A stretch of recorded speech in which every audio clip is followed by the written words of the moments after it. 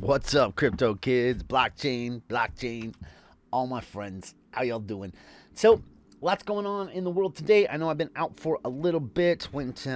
Spent some time in the mountains and a bunch of meditation, all that good stuff, and getting some things done, getting set, getting prepared mentally, physically, all that good stuff. And good to be back. I've been sitting back watching quite intently, following the markets quite close, following freaking geopolitics, all sorts of crazy stuff, trying to see through the smoke screens, see through the crap, and just decide the right way to go. And, I'm pretty sure, okay, so short term, I'd say I'm, relief rally, slightly bullish.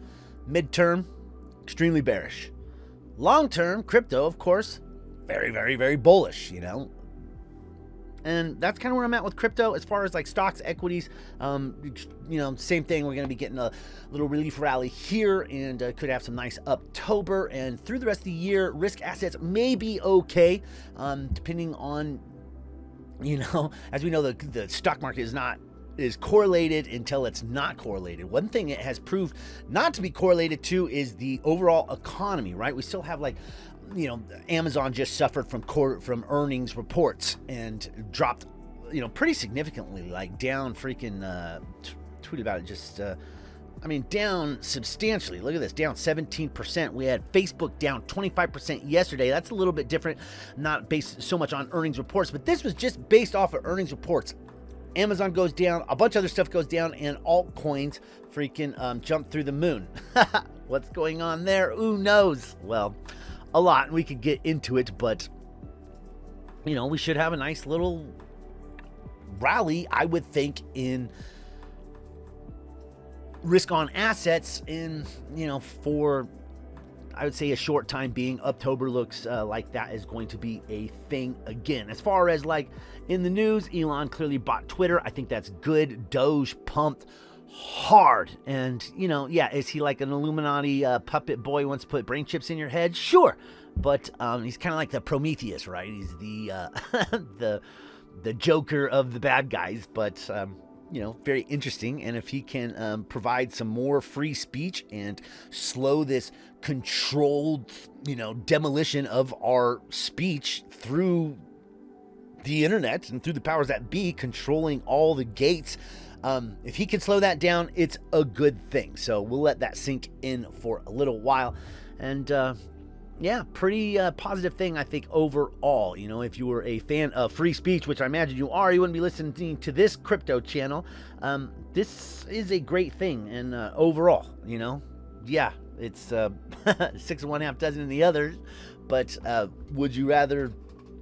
See, so Elon, he graduated from the WEF, Young Economic Leaders, right? Same place Putin graduated from, a lot of these places. But a lot of these guys break off, and then other ones just become puppets, like a Trudeau or a Macron, where they are basically, they're basically representatives of the WEF running those countries. It's crazy. And having that direct conflict of interest where you're basically say that you're doing one thing but really all of your end intentions are for a separate goal, right? It's very similar to the fiduciary responsibility, right? ESG has made it to where fiduciary responsibility is not so much a thing, to where fiduciary responsibility was like the underlying aspect that you could always guarantee. These guys have what fiduciary responsibility is basically means. The fiduciary rule says you have a single aspect. A single aspect is governing what your decisions are, and that single aspect is not environmental concerns, not racial equality, not any of this crap. It's profits. It's profits for your shareholders, right? Dividends, profits. That's what your sole responsibility until BlackRock and in this past couple of years and all that have come out with the hard ESG, and now people are the fiduciary rule is out the window, which is illegal. That is your legal responsibility, but they're not worried about profits. They're worried about not worried about returning profits. They're more worried about being ESG compliant and raising their stock price, because there has been this control taken over from BlackRock, and now the what do we just find out? The SP 500 as well as NASDAQ are going to like be integrating some of this ESG stuff. That's terrible. That is the opposite of the fiduciary rule, right? So the same idea for the fiduciary responsibility or fiduciary rule as far as governments go is you're supposed to know that those governments, right? Whatever it is, Macron, Biden, any of these, that they're not working for someone else, that their number one responsibility is to you, the voter, the citizen of that country. That stuff, as well as ESG pushing fiduciary responsibility and fiduciary rule out the window, all these governments that are working hand in hand with the WEF and actually have a world government outlook and that's their goal, is to basically work for these guys and kind of be the yes man, the fulfiller of terrible crap. And so their fiduciary responsibility to their own citizens has been thrown out the window because they have ulterior motives, just like all this ESG stuff. It's not a great way for this whole thing to go. And these social media platforms has been doing the same thing. It is in your best interest to not control what people are saying, control the narrative. Yes, you're getting money from that. But when it was originally the fact that you were trying to grow your platform through people coming on and having great conversations and providing great content for free by simply discussing the topics at hand, when you start limiting that and you cut off the certain sides of the conversation, that thing that makes you potent and powerful and gives your business essence and wind in the sails, that's gone. And so that just happened to Facebook. Facebook's down 25% on the day, and a lot of that is like you canceled, you censored until now you're getting canceled, right? I mean, that's probably the best way to look at it.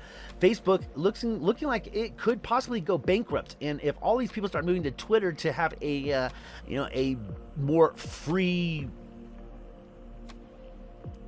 conversation or dialogue, that's gonna hurt Facebook. I think Facebook is gonna find that all the big censorship platforms that are just there censoring you, when one platform gives free speech or promotes free speech, those other platforms are gonna hurt and go to the wayside, despite what the true motives are, the publicly stated motives are for more free speech, right? So what else is going on in the overall macro market? Well, we got BRICS is getting bigger and bigger. Saudi Arabia just asked to join BRICS. That's going to be a shot fired across the bow for all sorts of, for the petrodollar and the world reserve currency, and a spit in the administration's face over here, stateside. All those not necessarily bad things, right? And pretty well expected. So now Turkey, Egypt, and Saudi Arabia all looking to join BRICS. They're going to call this BRICS Plus. That is basically, the financial system for the other 50% of the freaking world that, is getting hurt by BRICS. And when Jim Rickards originally came along and speculated, hey, this is going to hurt you, this is going to push the world reserve currency away from the US if you start weaponizing SWIFT, weaponizing payment systems. And now we have Europe saying that they're going to take Russia's gold and give it to Ukraine. Who will ever trust you again? Would any country ever freaking want to put their money in an EU bank again if they're willing to take your gold and give it to someone else based on, the whims of the day? All that should remain separate. All of the banking stuff should remain, all the money, all the SWIFT should remain completely out of politics, should remain, all of it. None of that should be weaponized. That should be like a bicycle chain. You can't cancel a bicycle chain. It's a tool. It's there. It's for everyone to use. And as soon as it's not, they're going to create their own systems. There's no reason for them to use your systems. And of course, I think that we should move towards decentralized options like Bitcoin and the like. So there's all that. What else is going on? Besides cancel everyone, you cancel yourself, like Facebook. Looks like Credit Suisse, the bank, looking pretty shaky, man. And if that goes down, if that fails, this whole liquidity crisis that's going on with the Treasury and all that, it's gonna be made a lot worse. So there's that. Credit Suisse cut 9,000 jobs. Crazy. What else going on in the news? There's beer shortages in UK. That's not going to go well. Those guys are some serious drinkers, right? California just takes over Germany as the fourth largest economy in the world. Have you been to LA lately? Have you been to California lately? It's not like it was when we were kids. It's a damn living hellscape. And now it's the world's fourth economy.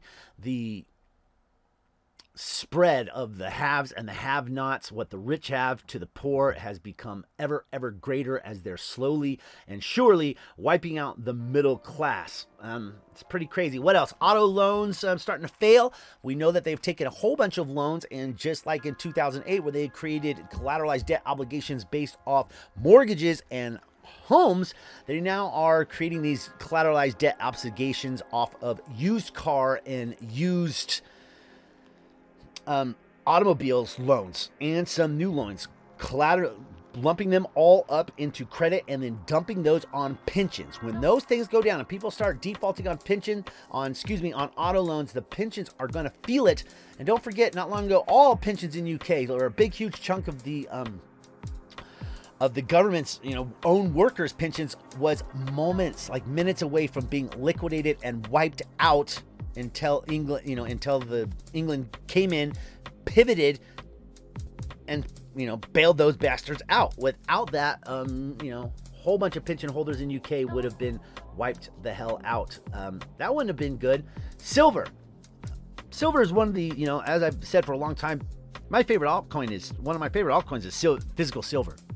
You should be stacking physical silver and gold, but silver in specific, because it's got so much use outside of monetary usage. It's used in all sorts of electronics. As we all know, there's many uses for silver outside of just being money, but it is also money.